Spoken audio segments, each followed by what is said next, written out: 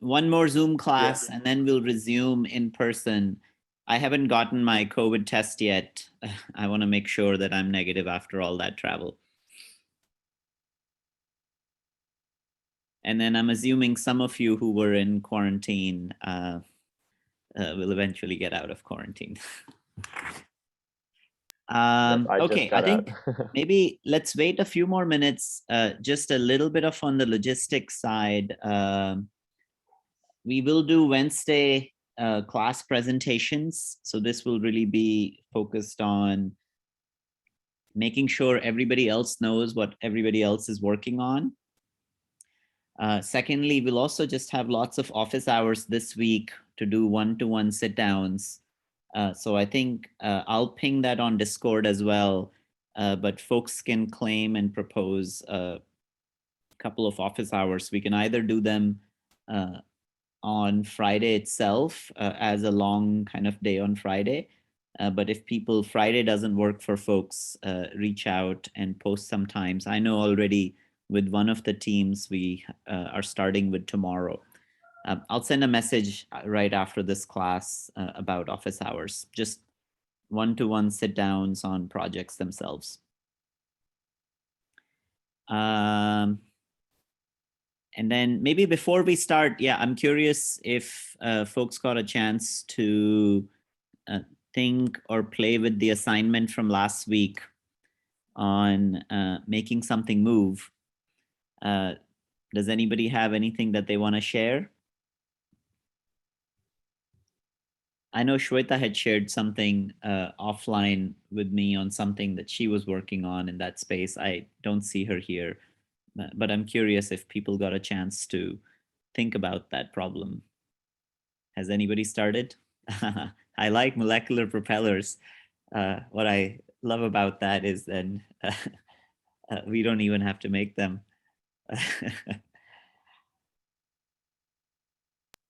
Or I guess we do make them, but continuously. That's correct. That's correct. Yeah, I think, one of the threads there would be is if you choose to and you're excited about the smaller scale sets of things, it's perfectly okay if you analyze, at the smallest scale rather than if you analyze and deeply understand why molecular propellers are different than larger scale propellers. That would also qualify for this assignment, especially propellers that are working at the KT limits. Does anybody wants to share at least something that they might be thinking about, or an actuator that they haven't explored before? Ideas that someone might have, although you haven't actually started building it in any way? I think with this exercise, I want you to think about both sometimes how difficult or how easy it is to build something that actuates itself, where you're integrating some amount of energy and propulsion together. So any ideas people have would be worthwhile also briefly sharing. How would you make something that moves by itself?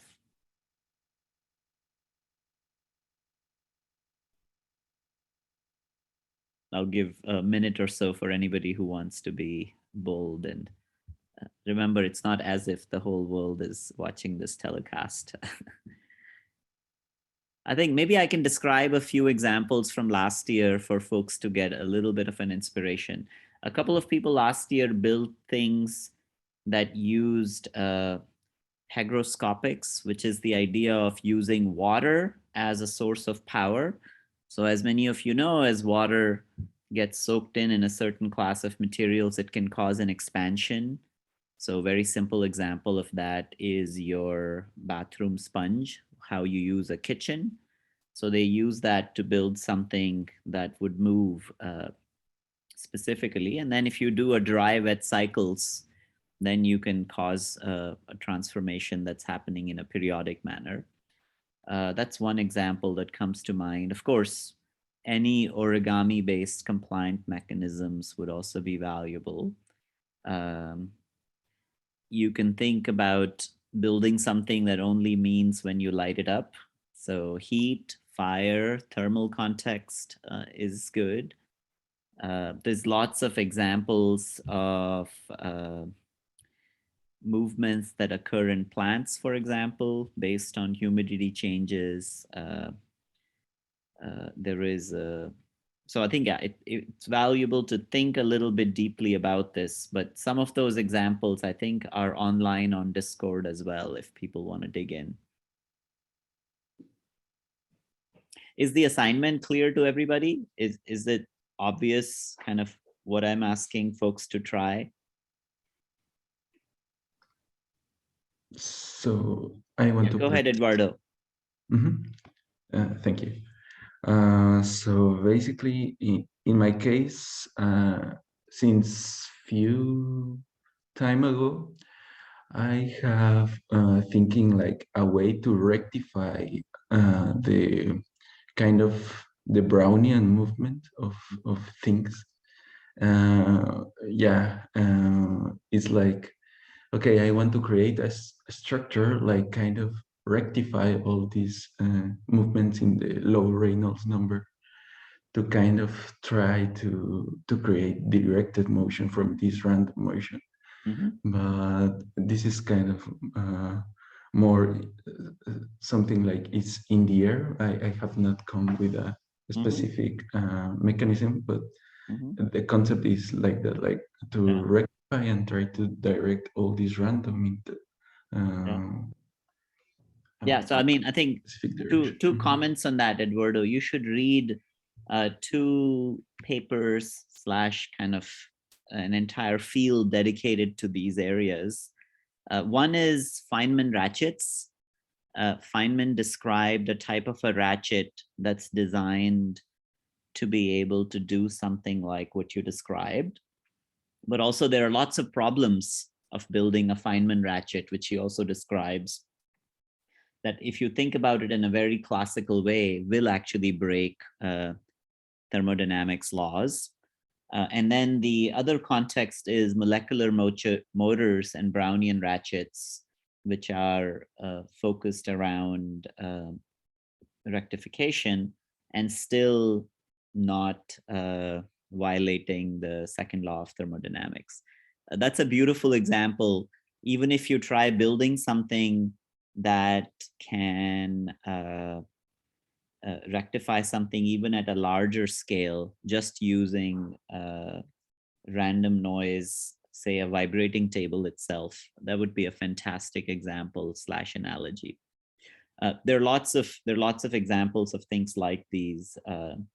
As many of you know, if you take powder or kind of a object that is bouncing on a vibrating sheet, you can see that those objects can also break symmetry and start moving, and it's not intuitive how they break symmetry. Even symmetric objects can break symmetry on a vibrating plate, for example. So another place to play with this, although you're not in the true Brownian regime, it is still valuable to think about how to rectify noise. That's a beautiful example. Yeah, I'll send out, Eduardo, if you post on Discord in the assignment channel, I'll link a few examples for that. Especially there are some really classic examples of what are called dumbbell walkers. Dumbbell walkers are symmetric objects that can still break symmetry and move on vibrating landscapes, for example. Anybody else wants to mention anything that they had in mind of an unusual way to make objects that move? Otherwise, we're going to get started on today's class. I think it's perfectly okay to mention or something that you have in mind, even if you've not executed on it in any way.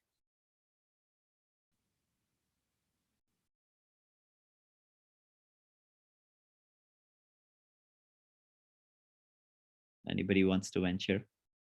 I think there are lots of examples of just heat and candles. So thinking a little bit about, could you couple compliant mechanisms to heat and thermal gradients would be a really fun one if you want to just prototype and play. Many a times, if some of you cook, you'll already see objects that you put, because of the thermal gradients, swell and move. And what you're trying to do is extract a mechanism out of it. Another place to start, if some of you have not done this before, is hydrogel balls on a stove. There's a beautiful example of this in a remarkable video. If you buy rainbows or these things, these toys that swell, these are little hydrogel balls, and you can toss them on your frying pan. You will see that they actually move, and the mechanism of that is quite non-intuitive. That might be a great place to start. I think there are lots of examples of this, but it would be very valuable to, if you're looking for examples, post on Discord, and I'll list a few places that are unusual and fun. Okay, so since I don't hear anybody wanting to share, I'll get started. You know, my goal in proposing these as assignments is to push you to think in these sets of different directions. Of course, it's on folks, since the course, I don't want to enforce any sets of assignments. You guys have to choose what you want to do. And the goal would be is, if you're actually excited about any of these sets of assignments, you should ask for help on Discord so we can engage. I'm going to switch to talk about today's topic, something that is slightly both unusual but valuable in the types of projects that we've been thinking about, which is really around community building. And the challenge that I want to focus on today is, you know, lots of us work on projects over the years, and the question often is, how do we scale them? Sometimes even when you're trying to build and grow an idea, it might be much more valuable for you to start by engaging with a larger community to even understand the problem itself. So I think the purpose of today is I want to share a few sets of examples. I've spoken about a few examples in the past from work in the lab, but I'll focus quite a lot on COVID and what happened during the time of COVID. And with a very broad focus now on capacity building post the pandemic, these sets of conversations have become very important in thinking about what can we learn from what happened in the past, and especially in critical times, to build resilient communities that are global. So that's the goal of today. And this is sort of a soft art in some sense. I'm just sharing lessons that we learned trying to do this over and over again. But I think this will be much more of a discussion. I would be very curious in terms of both questions and ideas that you might all have. And at that same time, I think we will leave a little bit of time dedicated to some of this applied to problems that folks are thinking about currently. Because sometimes you need a range of solutions and a range of inspiring people engaged for it to actually matter. And so we'll kind of take a step back and think much more about communities rather than specific projects. My experience in starting with the community building already was from Foldscope itself. I think most of you heard that story from last time. That's a recorded lecture if some of you want to see. And I think thinking about that was very valuable because we took certain ideas from that project and implemented them in future projects that we have been building. And one of the big lessons that I had described at that time was transitioning and passing the ownership of what happens locally to communities that you're engaging with. I think this was the first lesson that I had described in that lecture. So I'm not going to talk too much about this other than just expanding on this for other sets of projects. most recently, I know we talked about Planktoscope recently. Some of you might have seen this happening already. We've been transitioning to building communities. Many of these instruments are starting to grow. This is a funny picture of Thibaut talking to the machines. But most interestingly, what's been happening is since we posted the paper, there is a very large number of people. I think this is roughly around 50 or so different communities, all the way from academic to individual citizens to industrial partners that are starting to both build these tools, but also use them for applications that are quite broad. We've been thinking a little bit about how to build a structure around this. Some of that has been supporting groups. For example, the reason you see a very dense network in UK is we supported a citizen science UK grant that was focused around building a local network in mapping essentially aquatic ecosystems. And that grant essentially funded support for a large number of people in UK to engage in the project. There is another version that we are currently working on with the Tara Foundation around several countries in East Africa, for example, to repeat that same process. Very similarly, for the context of India on Foldscope is something that I had described last time. The reason you see a very high density network in India is because we had supported a micro grant program that allowed individuals to get a small grant, and I'm thinking roughly between $100 to $500, to implement new applications on a tool and a capability. And that led to a very large group of people essentially engaged in this process. So this is lesson number 2, in some sense, that sometimes to inspire and engage people, there is a set of sort of financial resources. We often call them microgrants. Microgrants are something that can really cross a small barrier that exists sometimes in people engaging. Sometimes it's related to just cost of the tool itself. Other times it's related to logistics, and it's often enough, it's just the time spent as well. And I think it's valuable to think about as you're thinking about a project is, can you support, it's not just that capability, but it does require people to cover certain travel costs, cover certain types of costs, miscellaneous costs that are otherwise not part of, are hidden barriers that you might not realize before people actually engage. So that's kind of lesson number 2. But most of this talk will really be about crisis, and that's a big lesson, at least for me, in terms of the last 2 or 3 years of what unfolded in COVID. Some of you might have already been, I know some of you were actively involved in this process in the context of a pandemic, but I want to distill it and talk a little bit about in a little more detail of what happened both during the crisis and what were the sets of decisions that led to building communities. And a historic way to think about crisis, I like this example. I don't know how many of you have thought about actually, does anybody know how bicycles were invented? I'm curious if some of you know this story already. So it's a really intriguing story. This is around 1815, there was an eruption that occurred in Mount Tabora. This is in Europe, and this was a massive volcano that led to essentially majority of the Europe being covered completely in a cloud.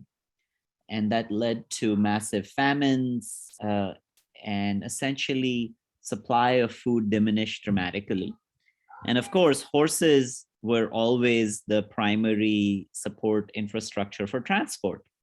And this was the crisis that led to the invention of human-powered transport, because before that, people just assumed that horses would cover, and technically it was true. Building a machine as powerful as a horse was very difficult to think about at that time.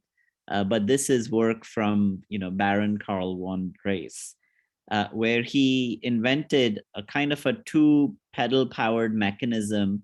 And of course, you can see it was very janky at that time. It was not as efficient. It was not at all comfortable. Reading the accounts from that time, people describe that as a torturous ride. But ironically, that's all they had.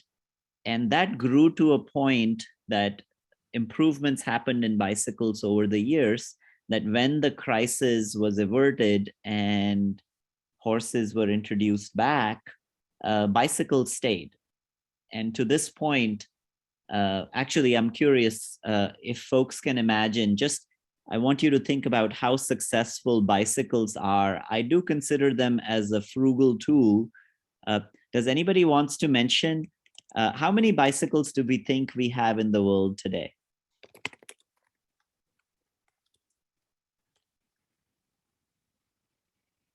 Does anybody want to guess? Like a world of 7 billion people, bicycles I do consider as a frugal solution, accessible, powerful. But I want to use this as a lesson. So without everyone throw it Googling, in can chat. people just say how many? I know Aya just said, you guys can just unmute yourself and mention. Okay, 1 million, Kathleen mentioned. 1 million is a little low to think about because, there are 7 billion people and you all see such a broad use of bicycles. 500 million. 500 million is a pretty good number. Aya put it around 1 billion. So I think, that's the rough number. And I'm actually quite surprised that many of you are not saying 5 billion or more, because we assume such an incredible solution would be accessible to everybody, that everybody in the world population should have access to bicycles. But that's not true. So it is roughly around 1 billion. I think the last time I'd looked at the statistics, it was around 700 million. And I just want to use this as an example. It took almost 200 years to get to a point where you can, and again, in the future, we might ask ourselves as a society, what should be that access? What could you do with bicycles? What is the reason that not everybody in the world has access to a solution like this? And there are many confounding reasons, and cost is definitely one of them. And I think, again, I find it humbling as a moment to think about that even with such a wide adoptability of that technology, there are certain limits, because there are certain very specific things that have to be manufactured for bicycles to be useful. And it is still something that has limits. Yeah, so I think roughly the number is around 1 billion, which you guys are right. This is the number. And of course, if you look through in the context of thinking about distribution, you can see that odd kind of, you can see the number in China. So half the bicycles are in China, which is remarkable to think about. Then a place like India, which you would assume with such a large population, still only has 30 million. And US is pretty high up in there. And you can see in the context of countries, and there are patterns that you could think about. Some of this has to do with population, but some of it has to do also with trends and how supportive many of the infrastructure around bicycles is. So the point I wanted to make about bicycles is also related to the idea of, when a crisis happens, and again, we should be thinking of the crisis in this context. How do you explore what will last longer in this crisis from what we just went through? What have we learned as lessons? And of course, there are specific solutions like mRNA vaccines, like the kind of some of the diagnostic infrastructure that has been set up, surveillance around wastewater, infrastructure around information, thinking quite a lot about sets of technologies from a patient care perspective. But I think most importantly, what was missing and what might be necessary in thinking about these crises would be global cooperation.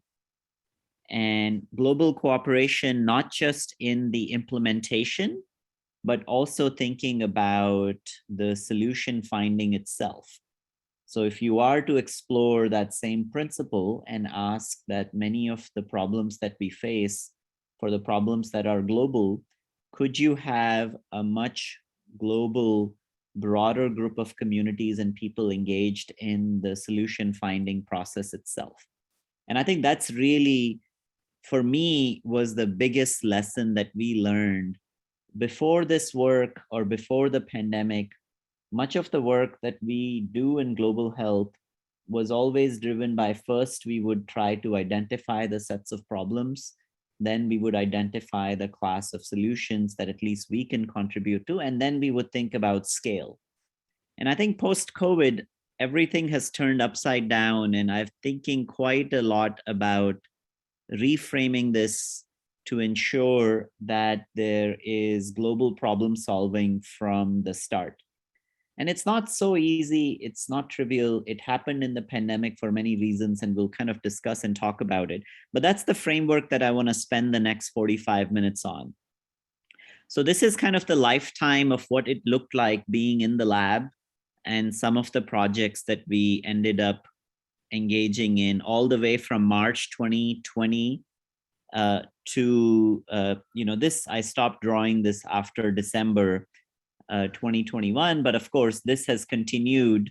Many of these projects are still alive, are in different sets and forms.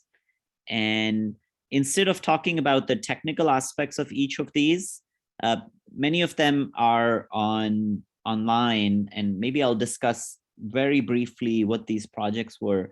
But I want to talk about kind of the origin story for many of these projects and what aspects of community building was part of this as a process.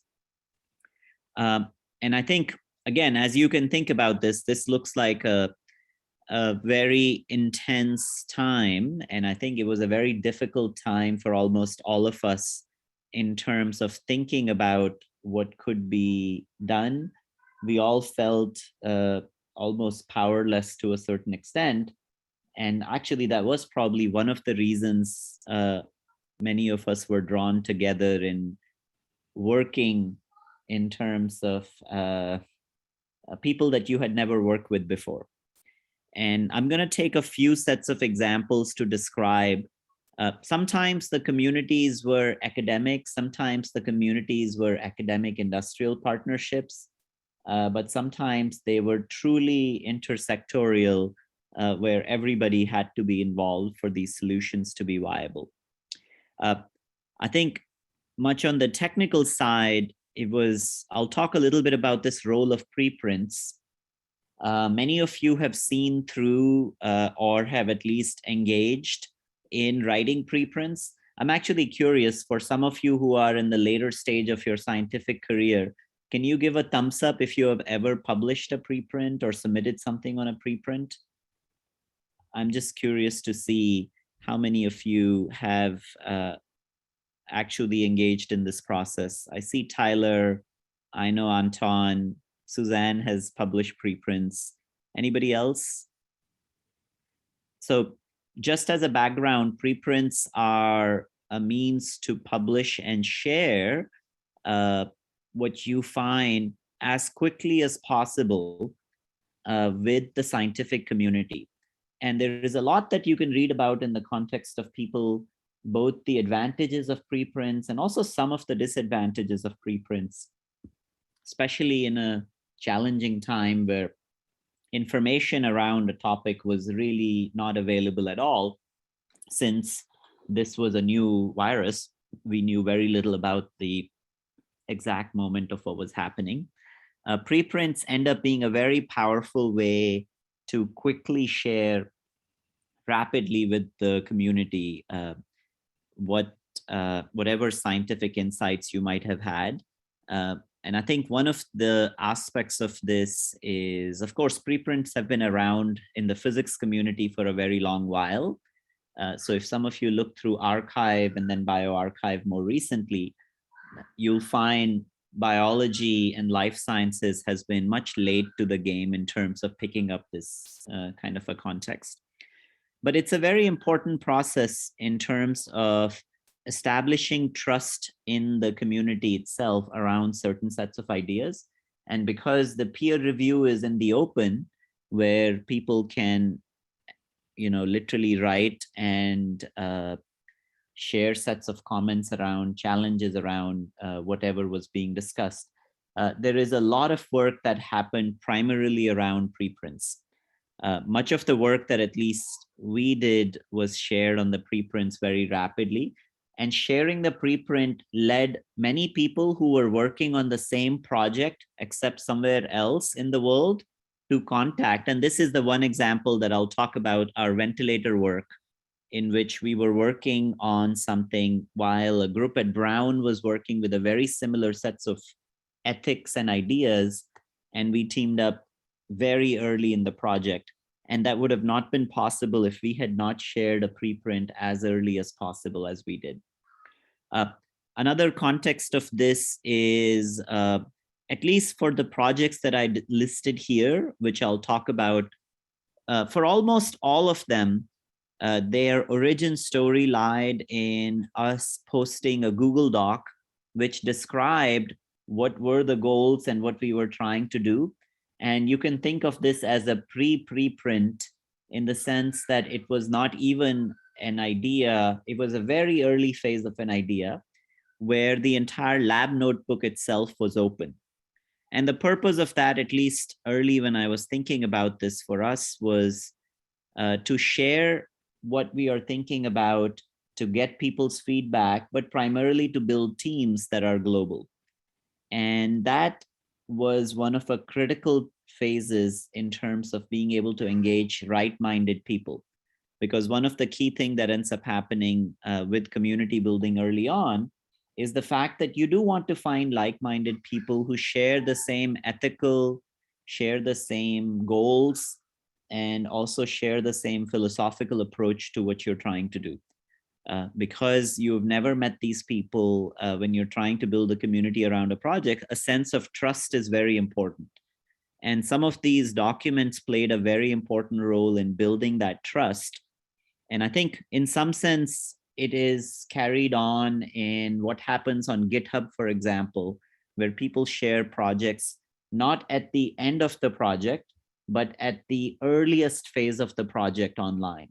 So many of you, we are asking you to make your Notion pages, and it's a level of comfort that you have to think about if some of you might be interested in doing that work completely in the open, so that you open up that Notion page from day one, and another group of people reach out to you and they might say, oh, we're actually interested in this work, would love to team up. Or they might say, this is very interesting, it's very close to what we had already been doing. We will continue to work independently, but we just wanted to say hello, which is also okay. So I think there is a sense of thinking about how to be open and how quickly to be open. And in the context of the pandemic, it felt like the right thing to do is to be open from day one. Now, most of these projects are actually documented online, but I'll just choose this project 1000 by 1000 as an example. This was a project focused around building and manufacturing materials that are needed for mask making. And the example that I want to choose is, you can see right in the middle there is that Google Doc page for project 1000 by 1000. The puzzle that some of us in the lab were thinking about at that time is most material that is used for PPEs is made centrally. So these N95 masks are made centrally. And if you do the set of a calculation at that time, roughly around 3 million masks were needed globally, while 3M or in the US alone, actually, per day. And the US, the 3M had a capacity of around 1 million masks. So there was a massive shortage to think about.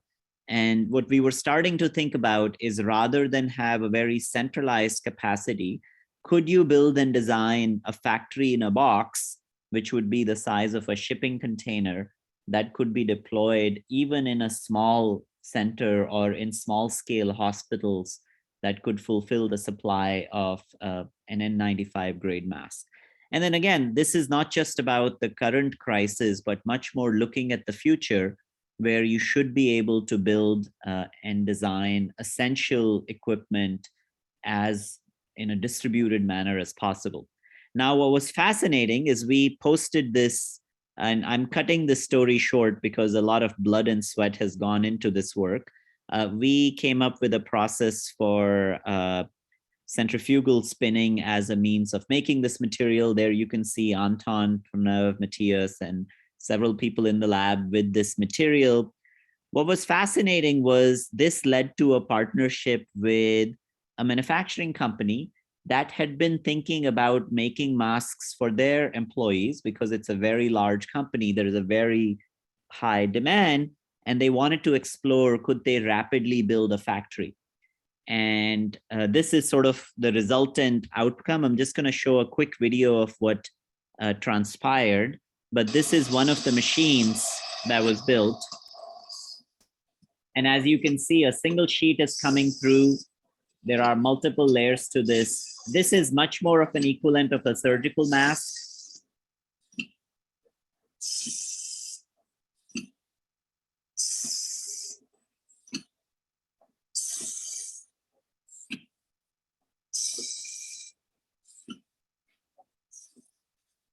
And what you can see is it's in the process of what is a roll-to-roll manufacturing for surgical masks. Now, this entire machine and most of our work was really done in a period of maybe 3 to 4 months. And effectively, one of the power of this as an approach was this partnership where, you know, we had never worked with an industrial partner at that scale, and neither had an entity like that worked with an academic partner at scale, where we very rapidly essentially wrote very simple memorandums of understanding where any of the work that we were doing was in an open domain itself. And for the very first time, we were able to convince an industrial partner, at least for a group like this, to actually put some of their work in the open domain, which was very valuable because they cared about other people being able to replicate some of that effort itself.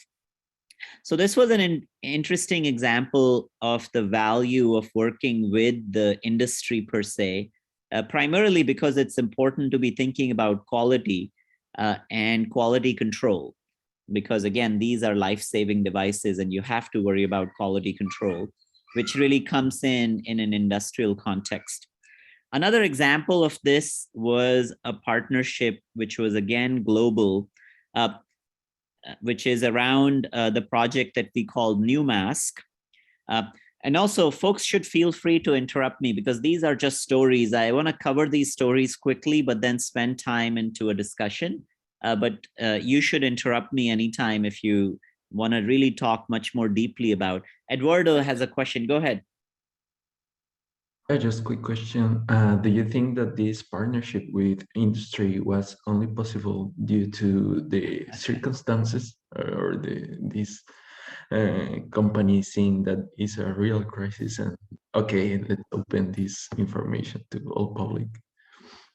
Yeah, I think that's a fantastic question. I agree with your sentiment. I see why you're asking this.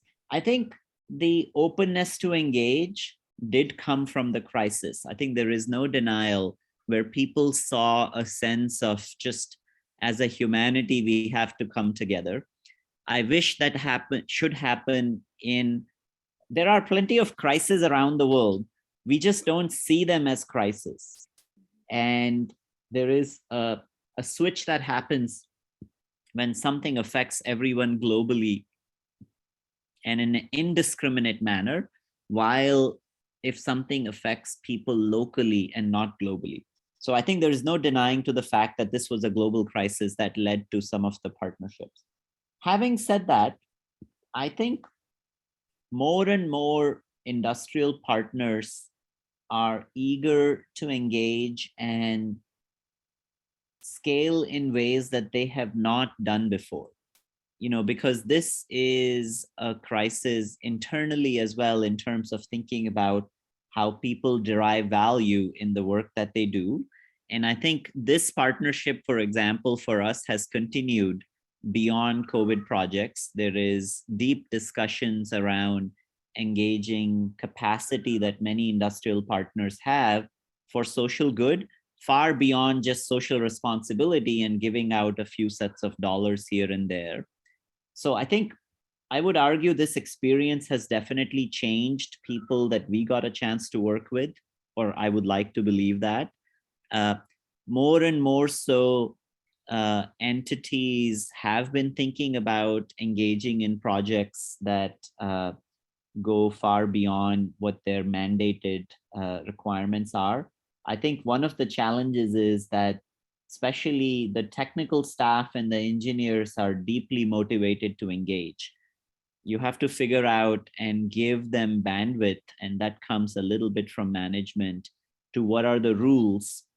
And one drawback I have known for many years that has existed is many sets of folks that would like to dedicate their time and capacity to projects that are not in the commercial path of an entity.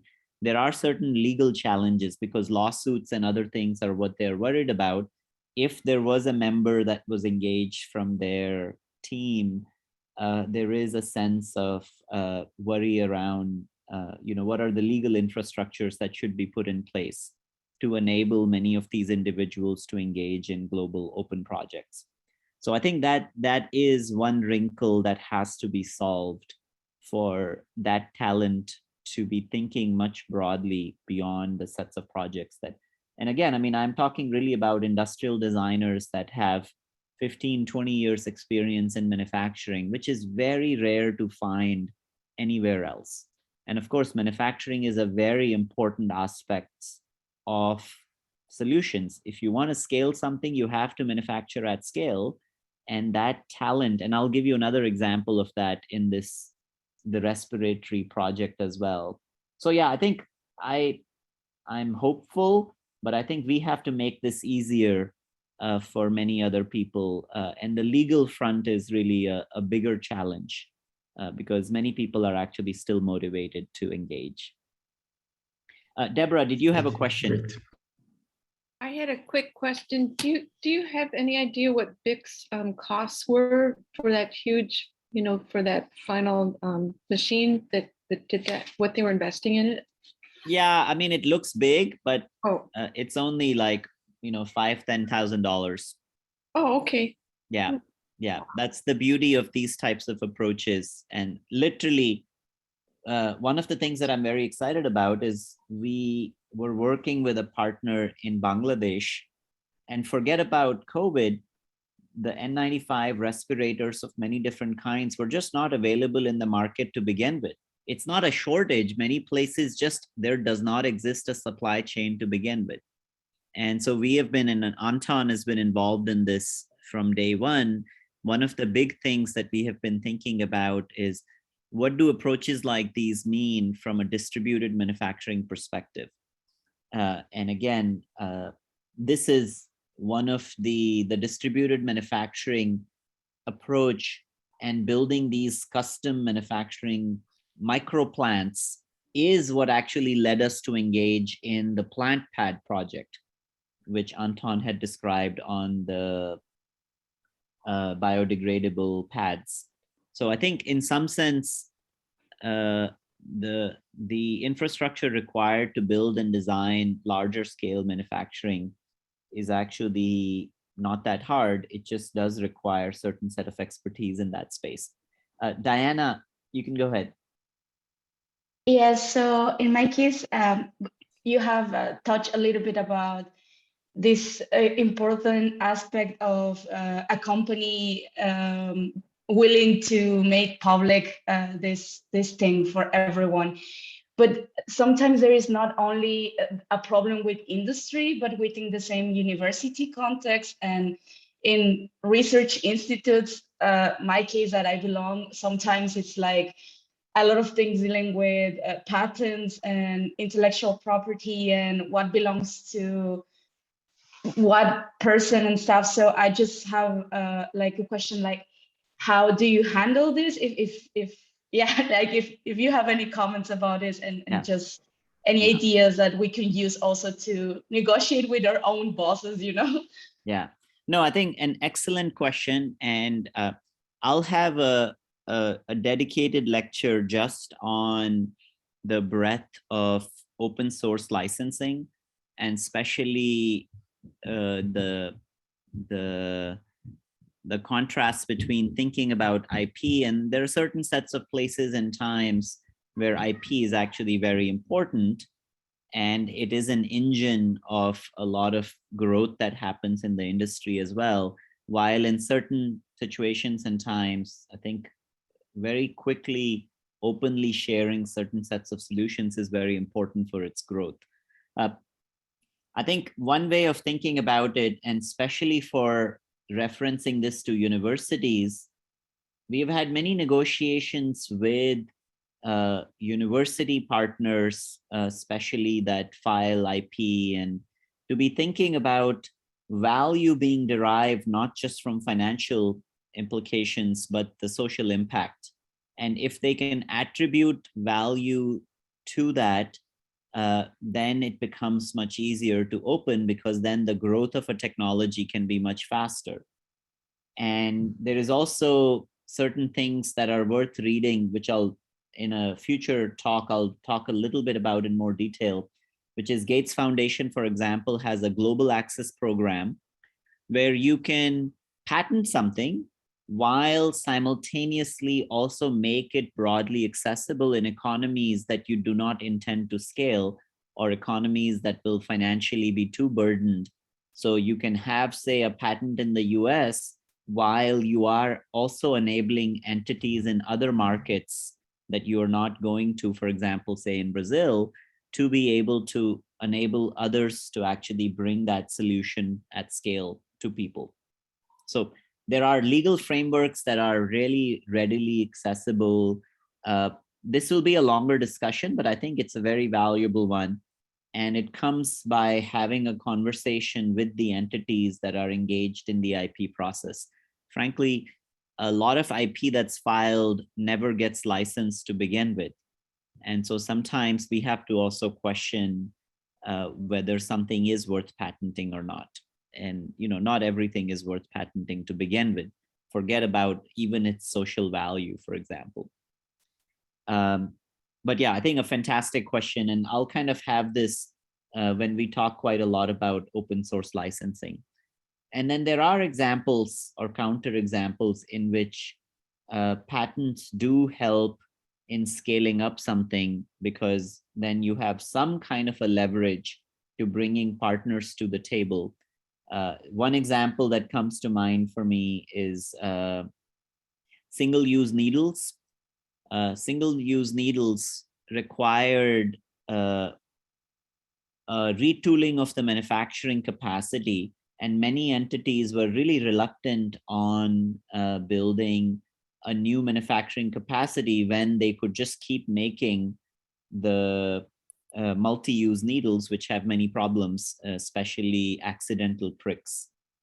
And the patents and some amount of competitive advantage that could be leveraged using that actually enabled many people to invest into changing their toolings to be able to manufacture this other competing technology, which then now has been approved by WHO, although it's still not so widely available.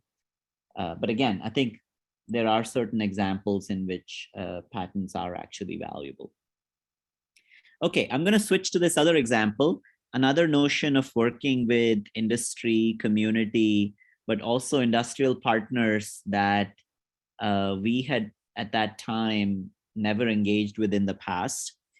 This is around another PPE shortage at that time.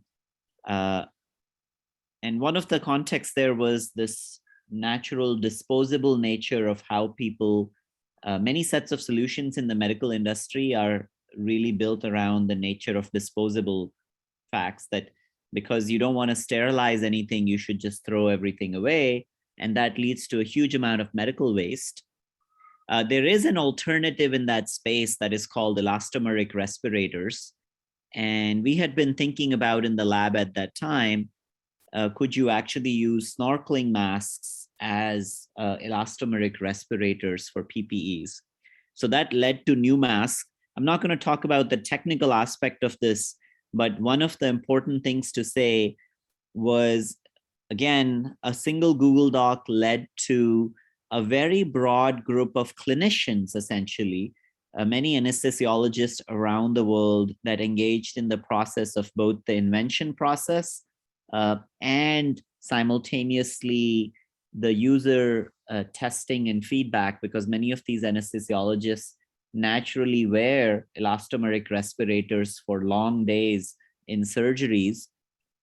And it was fascinating to see the kind of a perspective from clinicians being brought from day one to the table, even in the earliest phase of the project itself. There is roughly around, for a project like this, there is clinicians from 32 countries that were engaged.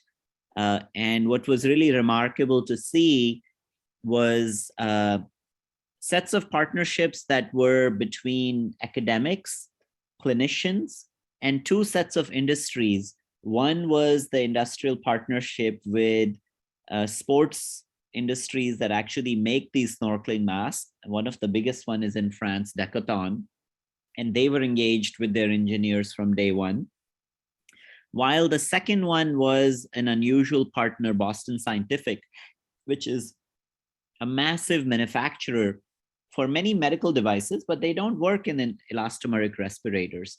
And they provided the expertise around risk analysis and around getting an EUA for a technology like this, which was quite unusual.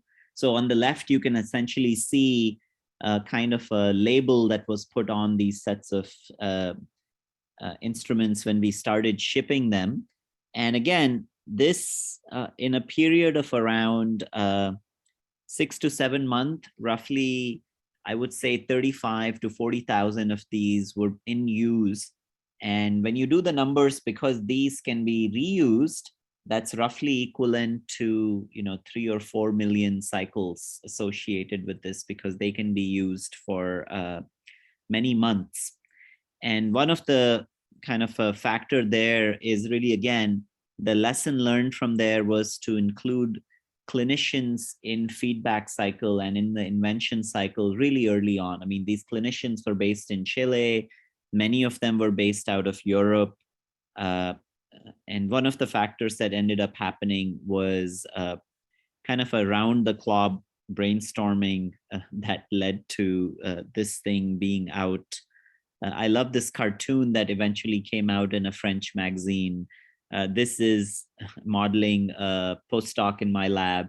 She was very active in the project, and I, kind of a lighthearted moment in a time of crisis in some sense. I'm going to switch to another industrial partnership, which is still continuing, which was around the power of preprints. This is the project called Pufferfish. So you can see that here, for example, which was around the idea of designing a completely open source ventilator, but an ICU grade ventilator.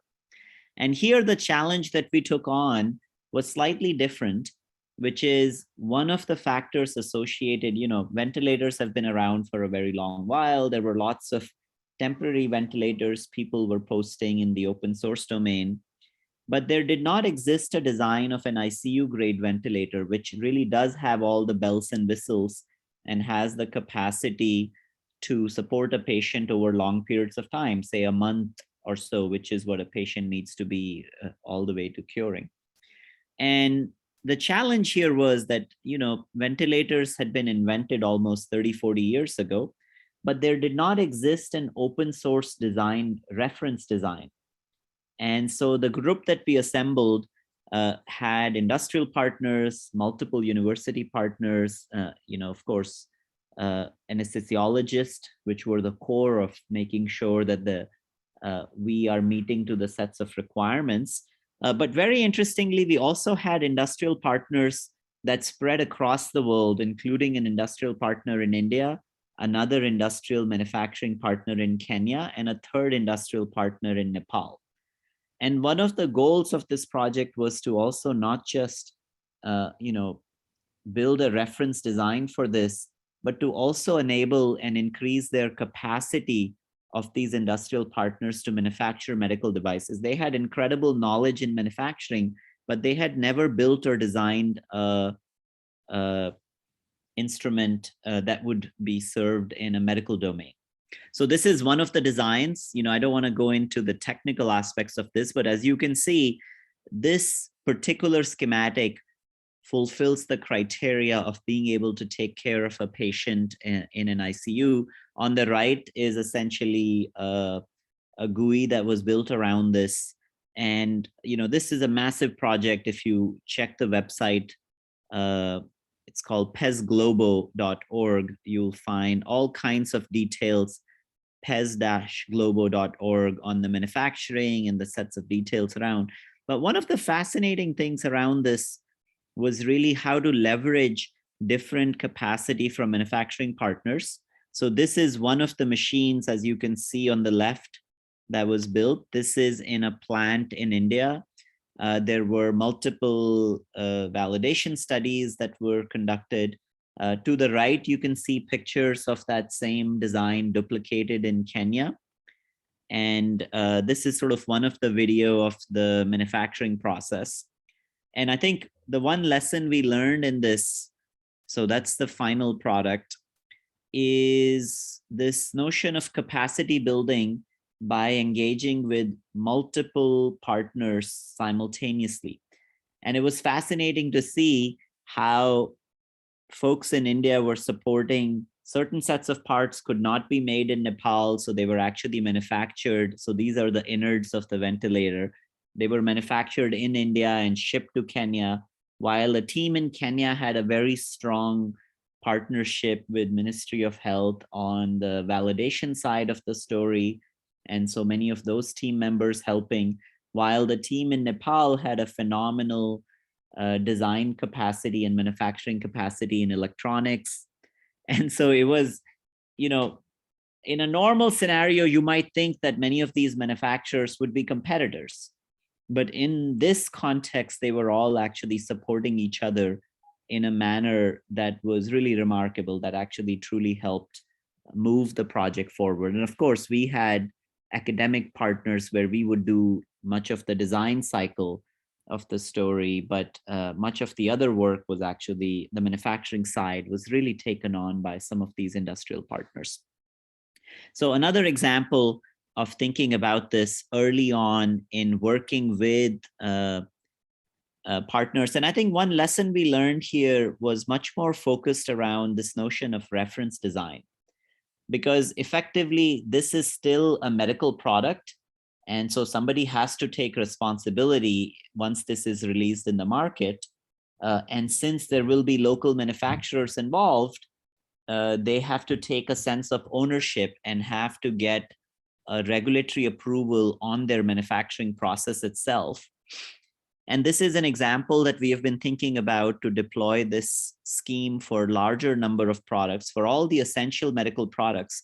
If there existed a reference design that has been vetted and really academically tested, many entities can build on that reference design and still get their regulatory approvals on manufacturing. But the reference design is very much like the reference design of a browser. So if some of you know the history of internet browsers, although we all use a very broad range of browsers currently, many of them actually stem from open source reference designs that have existed for many years now. And it's actually quite powerful to think about if those sets of ideas that have been deployed in the past in software could actually be deployed in the context of medical devices. So I think this is another example where manufacturing is at the heart of team building and community building in the context of medical products. I'm going to switch to another example of community building. I have two more examples that I want to cover. Any questions on these two before I jump to the next example?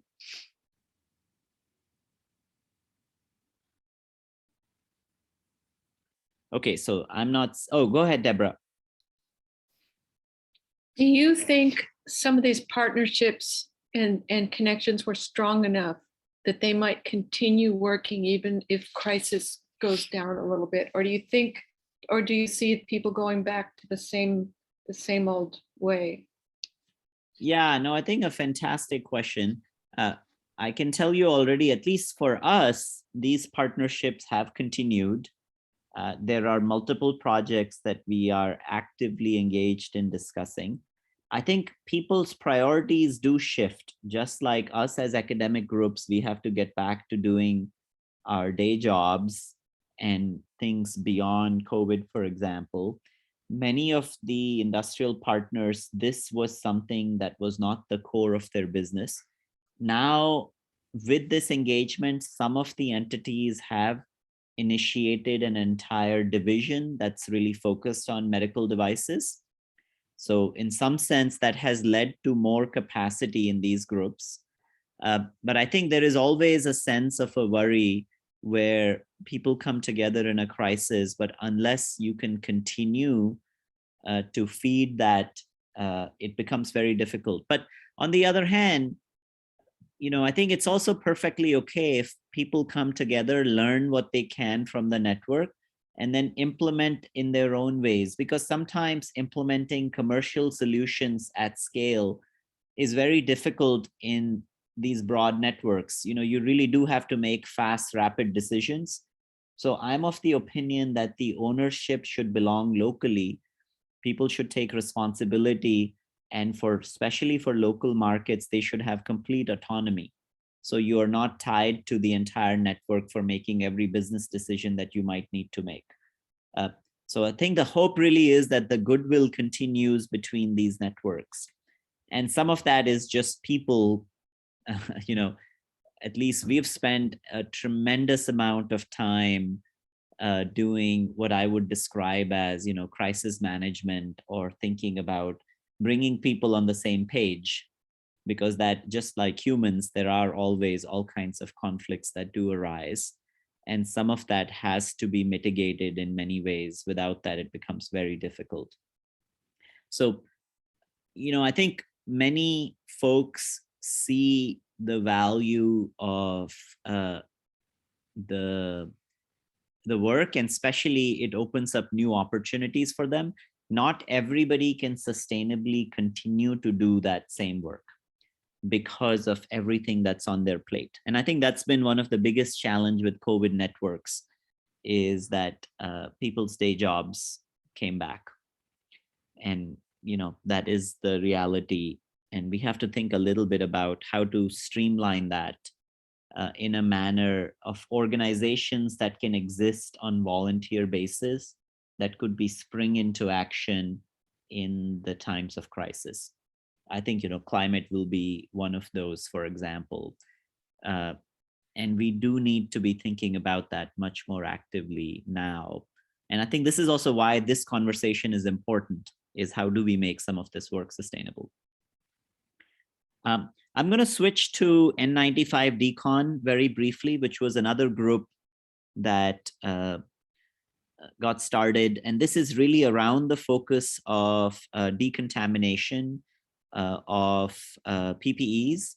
There was a big gap that we saw at that time in terms of both the shortage of N95 PPE equipment, and especially the lack of regulatory both knowledge and advice associated with how to safely decontaminate. Again, a group that started with a Google Doc but grew rapidly. Of course, Stanford was a big part of that, many community, but in the end, it was just a charm to really see. This was a very heavily focused academic group, but on the other hand, included participants and partners from the industry. It started as a US-centric group, but eventually drew larger sets of populations with a lot more focus on global communities, because when the shortage in the US went away, the global community still really had a massive shortage. And I think one of the phenomenal things about this was here we tested kind of a distributed way to vet amongst the group itself a consensus building process. And a lot was published, which is now online in terms of thinking about the kinds of documents that were built. You know, here's an example of 2 sets of documents associated with methods and mechanisms for sharing this knowledge rapidly again, while maintaining a sense of an ethical standard around making sure that any knowledge that is shared actually is based on scientific facts. And this was a very fine line to maintain because there was an urgency to share this knowledge, while simultaneously it was extremely important to be the voice of reason amongst all the noise. And so every one of these sets of data sheets accompanied a very deliberate, I wouldn't call it systematic review, but a kind of a review of the literature that existed. And I think one of the fascinating things, again, was around the human side of this process itself, where we had a very flat structure of the organization and a large group of people, including, all the way from high school students to postdocs to grad students to faculty across, working with a similar sense of authority and a similar sense of voice. I got to meet an incredible number of people. And one of the people I met through that network is Tyler. And Tyler is here. And that's kind of how we first met. And I think one of the things that I take away from that network again is that as academic communities do have the power to rapidly execute when we are aligned towards a common goal.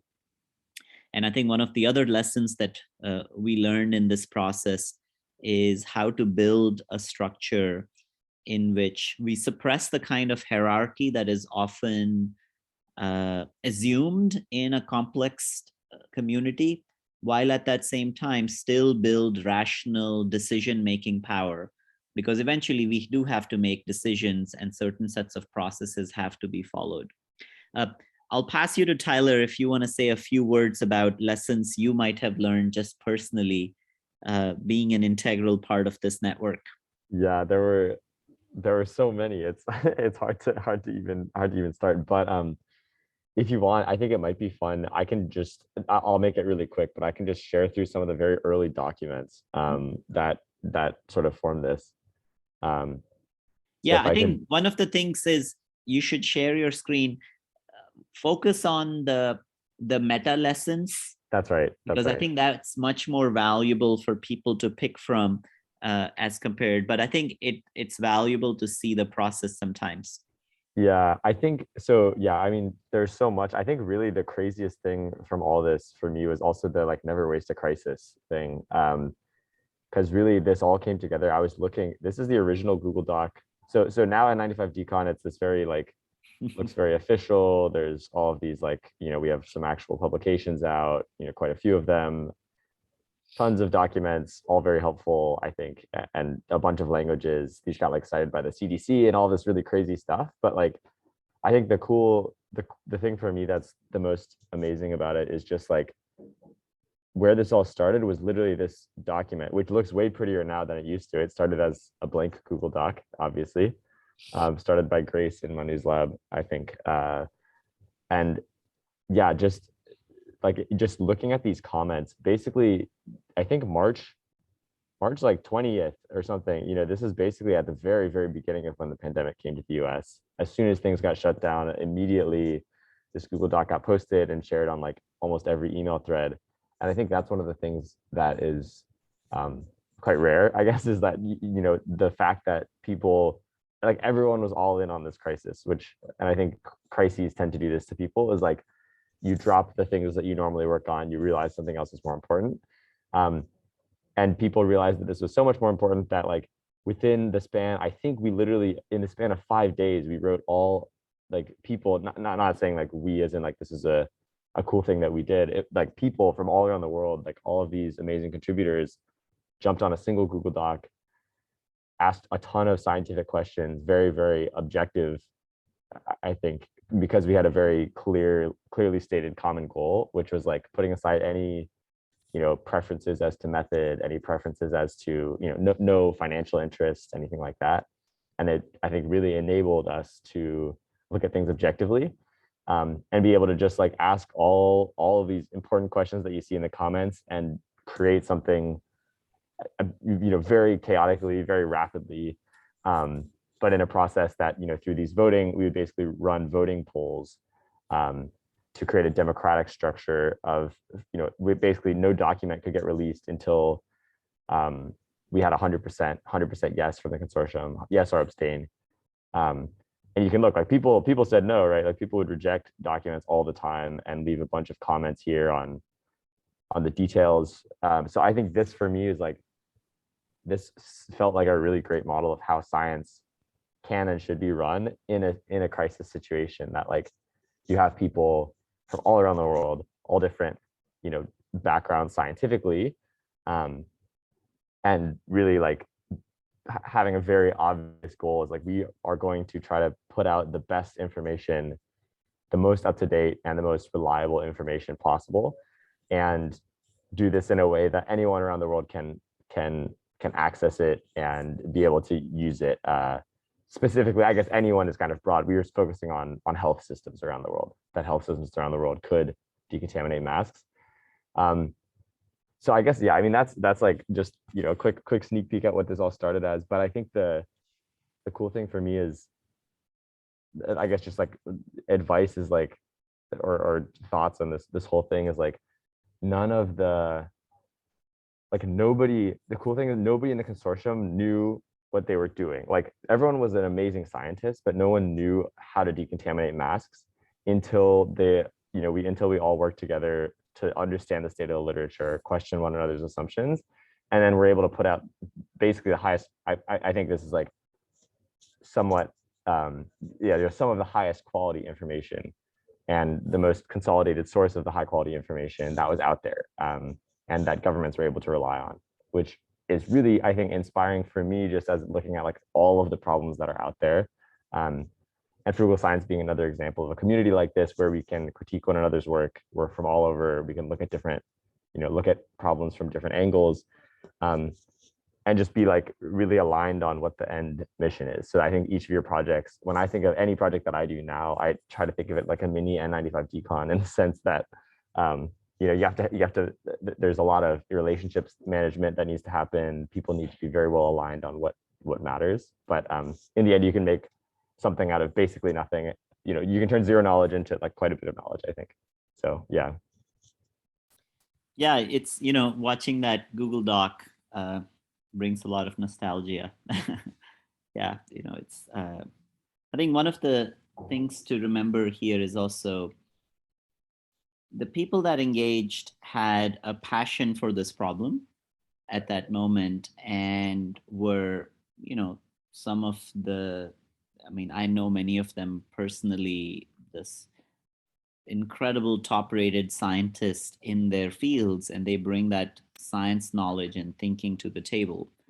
And the moment that happens, you apply the scientific process, because a lot of knowledge existed in hidden literature, except it was had not been put together in a manner that's actually useful for a hospital administrator to actually use.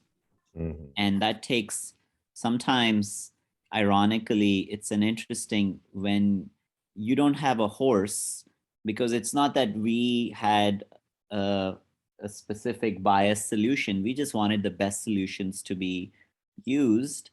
You can really be, this is the best scenario of kind of thinking about when peer review truly works. And I think, this is kind of one of the ways of thinking about peer review as well. I'm going to do two more quick examples of networks that were built primarily during COVID, but is important to kind of take lessons. The next crisis that at least I was involved in happened with the Delta wave that occurred in India. And that led to another consortium, which we called India COVID SOS. This was the Delta wave. It was absolutely shocking to see what was happening in India. And of course, many of you now know the outcomes and the results. This was a absolutely devastating from both a public health crisis and the number of lives lost. Uh, the challenge here was just the fact that too many things were simultaneously failing in a system. There was lack of data, there was lack of surveillance, there were lots of, really pushed to the brink in terms of thinking about diagnostics. Uh, Lots of India is a very large country. There is a lot of grassroots efforts that have to happen. There was a massive shortage of oxygen at that time. And one of the things to think about in that framework was, how do we just really support people that are working on this crisis in India from far? And again, very much in the same framework of openly initiating uh, sets of documents and conversations, essentially became a group. This was of the order of 500 plus volunteers. And something that was important in this group around the notion of this problem, which was how intersectorial it was. So often enough, when we think about, if you have a medical crisis, you should build a group around clinicians. But you can see in a group of these 500 people, we had clinicians, we had Mayo Clinic, we had some of the top clinicians that were working for WHO, but it was not all a clinician group. There were physicians, there were epidemiologists, there were global health experts, there were fundraisers, there were policymakers, journalists, dedicated people who primarily work in science communication, of course, a massive group of scientists and engineers. Some of them were from Indian origin and an Indian diaspora, but not all of them. And what was fascinating to see is, primarily because of this breadth of people, we were able to launch a very broad scale effort that included a lot of work in home care that I'll talk about, but literally everything under the sun. Any requests that we got from people on the ground, as long as it was a clear, clean, well described problem, we actually assigned people to work on. So mental health, for example, I mean, this was the first time the country was dealing with mental health around people that had been, working long hours in a very difficult situation uh, in a crisis mode. And this required a type of a support network that was built via telemedicine, for example, all the way to thinking about field hospital planning. Of course, oxygen was a huge crisis. Lots of people worked on oxygen in many different ways. Uh, One of the examples of this, again, going back to framework, was making sure that we can build an organization where we had decision capacity without building too much hierarchy in a network. Because again, we had to make decisions that were critical. One important one came, for example, around home care. So, as many of you know, when hospitals completely were filled, massive number of people either had booked a seat in the hospital and they were not willing to give it, or were waiting for a hospital seat and couldn't get it. And one of the important aspects was figuring out, triaging who actually does need to go to the hospital and who should be taken care at home. That was, that's not an option. That was essentially a requirement of the time. And first, a very large number of clinicians worked on this thing that basically became the home care sheet. And eventually, once it was vetted through with a number of internal and external partners, this became a go-to guide around in South Asia in deciding what sets of groups of people in terms of when you should seek care. And one of the challenges associated at that time, of course, WHO eventually released a home care guide. The Indian government released a home care guide, but time was critical. And so much of that guidance was built upon on some of the things that were out and released early enough, essentially, in these sets of guides and documents. Again, translated in many languages, but again, lots of decisions had to be made to make sure that the best information can be sent out, while at that same time partnering with a lot of partners on the ground, because it was extremely important that we are primarily, our role was to amplify the voice and support the groups that were working on the ground rather than be an external advisory group. So I think this was a very important phase where literally day in and out, there were calls associated with making sure that the people and partners on the ground really had the driving agenda, really drove what should be done, and also drove the implementation side of it. The other big program that came out of that was a donation program around pulse oximeters and testing whether the pulse oximeters that were in the market currently that did not have regulatory approvals, do they actually work with brown and dark skin? So this required to do some amount of clinical work at UCSF, trying to understand what sets of highest quality products should actually be out, and then also fundraising around testing and validating some of these. There are two other examples on the oxygen side I'll just briefly describe, because this one involved a lot of community work, which was the shortage of BiPAP machines. In the past, we had worked on with several partners at Berkeley on turning a BiPAP machine into a support for non-critical patients. But again, the challenge was there were no BiPAP machines in India because this is not a common problem in India, or at least commercially, they're not viable because they're too costly. And again, going back to community work, this all stemmed from an individual, Kusum, who I've met many times now.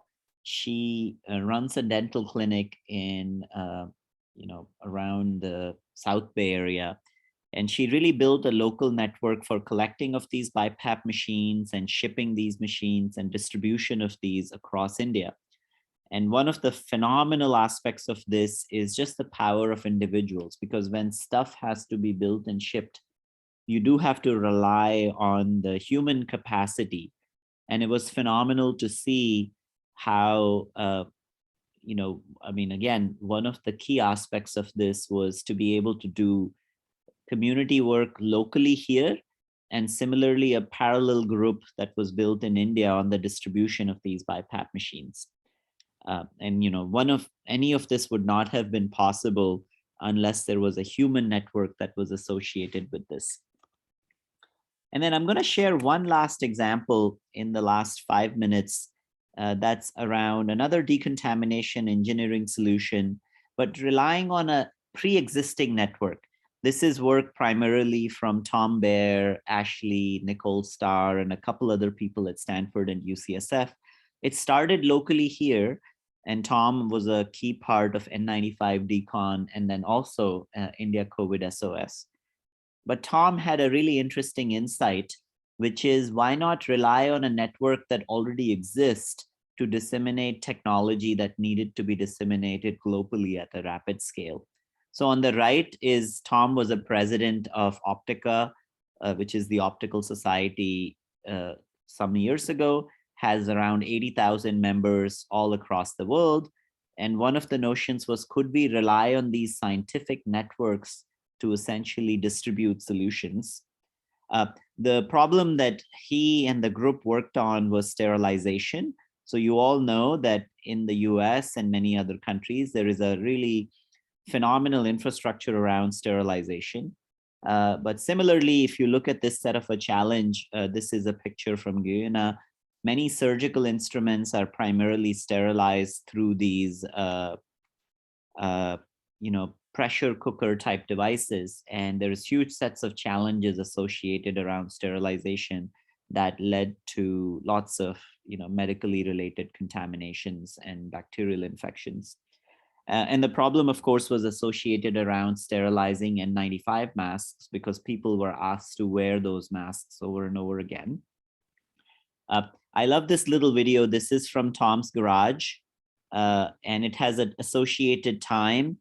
One of the key things that the folks focused on was using UV lamps that are traditionally accessible and available, but it's a critical device. So you have to really make sure that are you providing enough UV power to really decontaminate something in a short period of time. You saw an assembly essentially within 24 hours of an entire decontamination unit from scratch. And Tom had built this, done a lot of modeling and physics to first understand whether something like this would work or not. They rapidly published papers on the construction of these devices. But one of the key challenges was, how do you rapidly then scale distribution of these so that people could actually use it, but also make sure that these are built to spec, because there is a very small difference between something that works and something that doesn't work. And one of the key things that he relied on was building a network. Here is sort of an instruction for use. But this was the first network that got started. This was all through OSA, again, through a micro grant program that any member of the Optical Society, primarily because they have optics expertise, could apply for a small grant through Optica and engaged in a program. And that is student chapters represent a very talented group. And so this is the audio that Tom is playing. But one of the things you should think about is all the way from San Andre, Addis Ababa, India, all around the world, groups started building versions of these and validating and testing them. This is pictures from India. And one of the things that was valuable about this network was this idea of thinking about how do you make sure that the current existing networks can actually execute on a task that is urgent. And so again, sometimes we have to build new communities, but sometimes it's also actually valuable to rely on communities that pre-exist. And one of the big things that Tom and I are currently focusing on are building on many of these pieces of work, and especially in the context of Optica, to making sure that can we revitalize these networks, not just as a network of knowledge sharing, but also as a network for building and creating capacity for manufacturing of medical devices. Because eventually many of these people have the technical skills, have the capacity, but sometimes are not connected in a manner or not connected to the problem at all. So that's another lesson in terms of thinking about communities, that sometimes communities already exist. You have to repurpose them in a new way. And so I think that has led to a new division in Optica now around global health itself, where lots of members of Optica are now interested in global health problems. And we're thinking about using the same framework for both deployment, dissemination, and co-design of solutions through those networks itself. So I see it's 4:45. I'm going to stop with all my examples. I wish I had left a little more time. Maybe there is a few more minutes. Anybody who might have questions around this. This is primarily supposed to be a social exercise. So I'm sure you have questions. Go ahead, Diana. And then if people are comfortable, you can open up your videos. It's more fun to have a discussion when people can see each other. And then if some of you have to leave, that's perfectly okay. Yes, Diana. So now my question is regarding how to reach out to collaborators. So you said, for example, you have this Google Doc, and I'm like, you send an email, or how do you do it? You send it to prospective people, and then how you reach out to industry. I think it might be like case based, but I don't know, maybe some comments about this. Yeah, I mean, I think, first of all, I didn't send out these Google Docs to anybody. I just created them and just centrally shared them. We had around 6 or 7 different projects at that time. And it's mostly word of mouth. Primarily for that specific time, it was important to recruit people that are passionate about the same problem. So you don't want to grow massively as well. I think that's how I physically, when I'm thinking about a problem, I don't want to build a network that is so large that I can't put everybody in my head. There was a lot of very close communication and a sense of trust. And so it's dependent on the problem, and it's also a sense of trust that you have. I mean, N95 Decon was very heavy academics. Many of us knew each other from the past. And then we brought our friends along who brought their friends along, and it grew organically. And one person had to vouch for the person that was being engaged. There was also a sense of thinking about people declaring their conflicts of interest. That's also very important because people might have different conflicts of interest that you were not aware of. So I think you have to scale appropriately to the problem and scale in a manner where you still feel like the network is actually useful. It also has to scale with the type of problem you're trying. If it's a very urgent problem, maybe it's extremely important to be very big. But if you have time and you need to be executing very thoughtfully along the way on every step, and you have time, then it's sometimes valuable to have a much more closed-lit network. I think what's valuable is for the network to be distributed so that you can understand the problem from a different perspective as early as possible. So I think to me, that was much more important. We were trying to diversify our networks, both in location and talent. It was not a great thing to have tons of engineers and we don't understand the clinical problem. It was also not good to just have clinicians who were just upset about many things, but couldn't judge, for example, what is feasible and what is not feasible. I think currently growing the network is not so hard. Thoughtfully thinking about what is the kind of a community that you want to create is really the hard problem. And I think it has to be done carefully. There are lots of platforms like Joggle and a couple other places where you can go and they grow into massive networks very quickly, but then people are not engaged as much, which becomes problematic. And I think, we will continue this discussion. This is a very important topic in thinking about scaling up ideas. So I think I'm excited about certain sets of specific problems that you guys all are thinking about of the growth of those networks. But it's also important to seed and identify what you want to do early on as well. Because you have to anchor it in a very specific. So every one of these sets of projects that I described was anchored in a very well-defined problem. That was very important. So, I think, and that's the role of that original Google Doc, is to make sure that people are aligning around certain sets of issues and the mission statement is absolutely clear. So people can either agree with it or disagree with it. And in that case, they're not, people can be critical about an approach, but it's important to have some sense of alignment. Any other questions? I already see lots of folks had to leave, but if there was anything urgent, at least it will get recorded here. Okay, so if not, I'll see you all on Wednesday. Remember, Wednesday is project presentations. So we'll primarily focus on presentations. And I'm excited to see you all in person finally after a couple of weeks. Bye, everyone. See you. See you all. Thanks for joining.